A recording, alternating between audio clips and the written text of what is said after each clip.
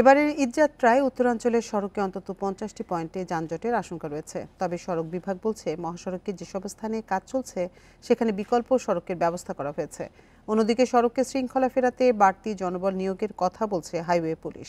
এরপরও ইজিবাইকে দৌরাত্ম্য, রাস্তার উপর বাজার, যানবাহনের অবৈধ স্ট্যান্ড সহ নানা কারণে সড়কে ভোগান্তির আশঙ্কা কাটছে না। এই ঈদে জামা জুতো অ্যাক্সেসরিজের ডিসকাউন্ট।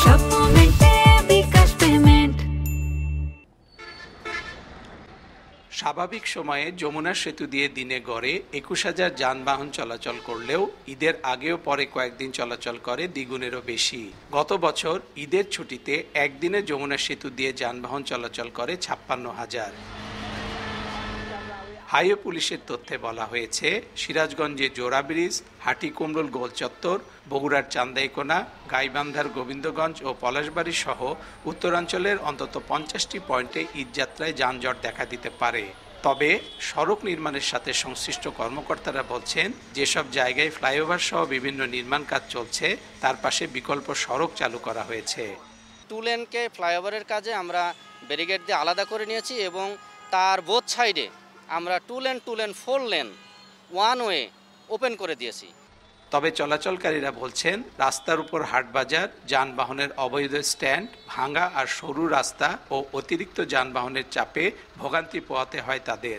বাস গাড়ি এই রোডের উপর যাত্রী নামাচ্ছে এবং অটো ভ্যানরা রোড দখল করে রেখেছে। এর সাথে সাথে দেখা যায় যে ফুটপাত বা যেখানে সেখানে দোকান, অটো রিক্সা, মোটরসাইকেলে মানে উল্টা পথে আসছে। এই উল্টা পথের জন্য অতিষ্ঠ, তো ঈদের আগে তো আরও মনে করেন জঞ্জাটার বেশি বাঁচবে।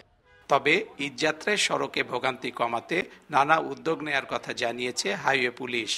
আমাদের কোনো গাড়ি যদি আটকা পড়ে বা নষ্ট হয়ে যায়, তাকে অপসারণের জন্য র্যাকারের ব্যবস্থা করা থাকবে। এবং আমরা এই যে মানুষের যাতায়াত নির্বিঘ্ন করতে হাইওয়ে পুলিশের অতিরিক্ত পুলিশ সদস্য আমরা বিভিন্ন জায়গায় ডিপ্লয় করব।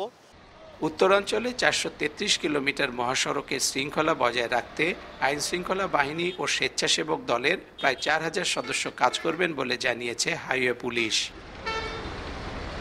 Hasibur Rahman, independent news, Bogura.